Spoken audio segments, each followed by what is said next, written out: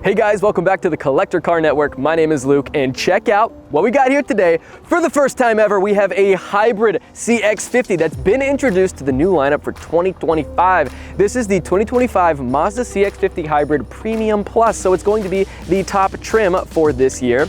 Now, you're still gonna get that premium feel. You're still gonna get that fun and engaging driving dynamics that Mazda is really known for, but you're also gonna get better efficiency with this hybrid power plant. Now, this is the same power plant from the new Toyota RAV4, so Toyota and Mazda coming together to create something that's fun, but also very reliable. It's really, really cool. Now, if you are worried about owning a hybrid vehicle, you can still get this vehicle purely gas powered.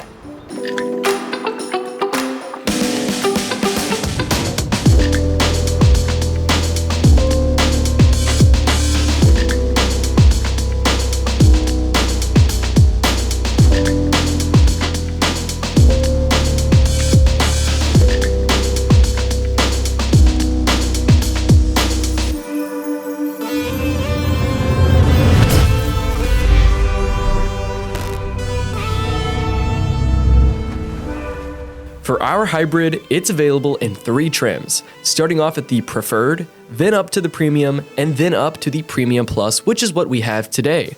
All of these models do come with the standard all-wheel drive configuration. While it does improve fuel efficiency over the gas-powered CX-50, surprisingly, it loses some towing capacity at only 1,500 pounds compared to 3,500 pounds. So is it worth choosing over the standard gas-powered CX-50? Let's dive a little deeper. For 2025, it looks and retains that adventure-ready aesthetic. It looks sleek, it looks bold, looks very nice and high-end. Now, depending on which trim you opt for, you can find subtle differences for the exterior. The Preferred trim is going to get you 17-inch black alloy wheels with standard LED headlights. Once you bump that up to the Premium trim, you're going to find the addition of black roof rails, black exhaust tips, giving the vehicle a more sporty look. But go ahead and bump it up even more to the Premium Plus trim, you're gonna get 19-inch turbo-inspired alloy wheels, which look fantastic. You're gonna get bright finish on the roof rails and automatic power folding side mirrors. Now, I really like the wide stance and the flared fenders that give the CX-50 Hybrid a muscular, upscale appearance. It's a little more aggressive looking than most hybrids in its class, and that's typical for mini Mazdas. Now, coming to the rear end of the vehicle, all of them do come standard with this power-operated liftgate. Nice and quiet. What we're looking at is 29 cubic feet of space. Go ahead, throw that second row of seating down. You're looking at 56 cubic feet of space. Now watch this. I think every vehicle should include these little handles to throw these seats down. Watch this. Boom. Boom. That's so easy. No electronics, no gimmicky stuff, just simple mechanical features. I love to see it. So for the cargo capacity, those numbers are lower than the non-hybrid models, and it's even behind some of its rivals like the RAV4 and CR-V Hybrid, which offer close to 40 cubic feet of space. But all that being said, Mazda still includes some useful features, as you just saw the remote seat back releases for easy folding, truly amazing, convenient, and practical. And finally, there is a spare tire under the cargo floor, which a lot of these hybrids nowadays just lack. All right, so looking under the hood here, this is a 2.5 liter naturally aspirated 4-cylinder engine. It is paired with 3 electric motors. Total combined output for this one here, 219 horsepower. This whole system is paired to an e-CVT. This is literally a Toyota powertrain inside of a Mazda, and I have to say, I think it's executed perfectly.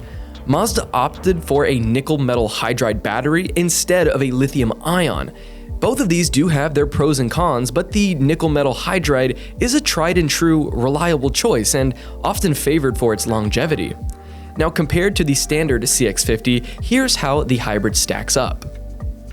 It's more fuel efficient than the non-hybrid models, a little bit slower acceleration than the turbocharged gas version, and again, that slightly lower towing capacity at just 1,500 pounds.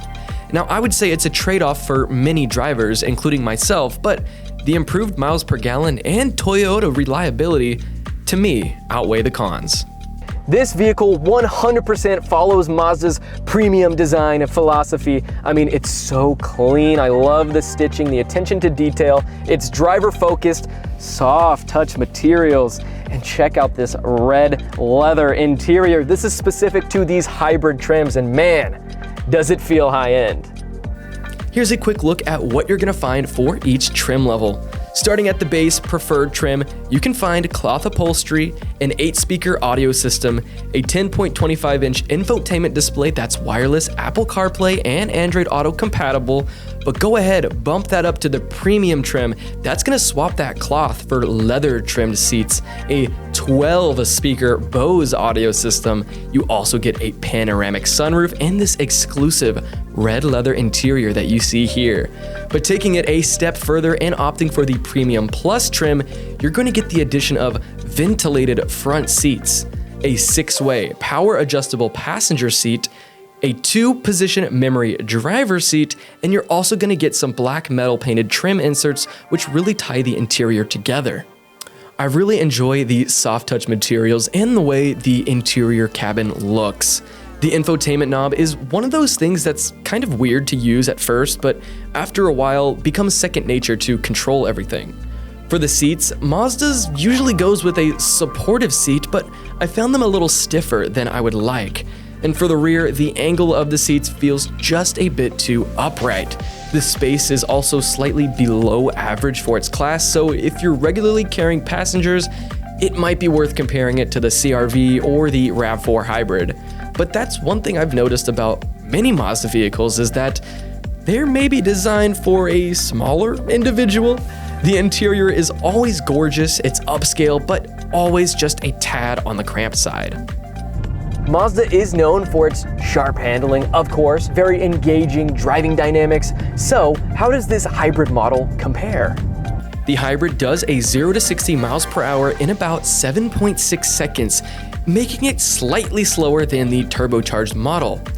For the hybrid, you can find an EV button by the shifter, which controls the electric drive modes. When it's not engaged, the car will automatically balance between gas and electric power.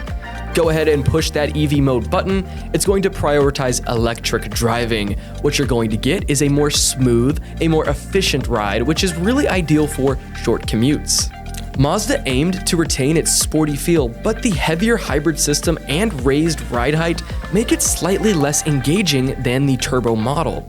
Unlike its gas counterpart, we found this version does in fact lack the G-vectoring control.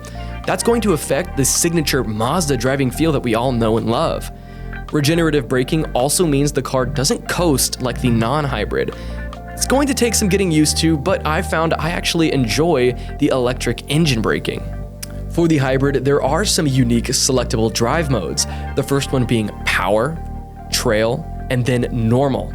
These all helped adapt to the different driving conditions or your preferred driving style, and in our experience, they worked very well.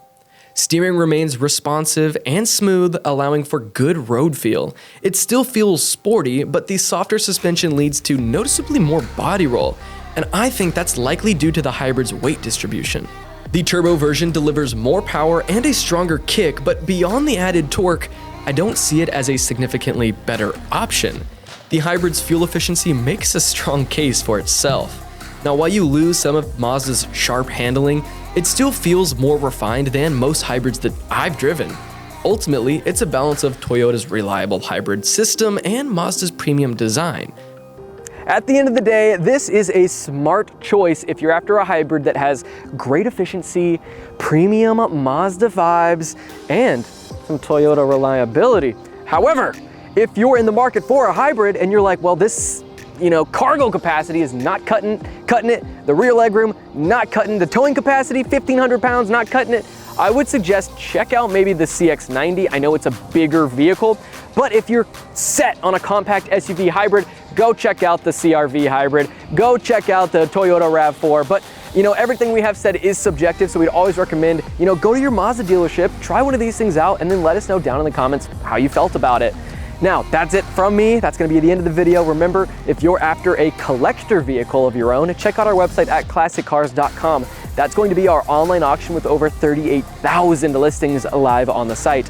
Now, if you're more into the style of auctioning off your vehicle or buying from an auction, we have a sister website called autohunter.com. Go on over there, find the car that's right for you, and that's it. Thank you guys so much for watching, and I'll see y'all in the next video.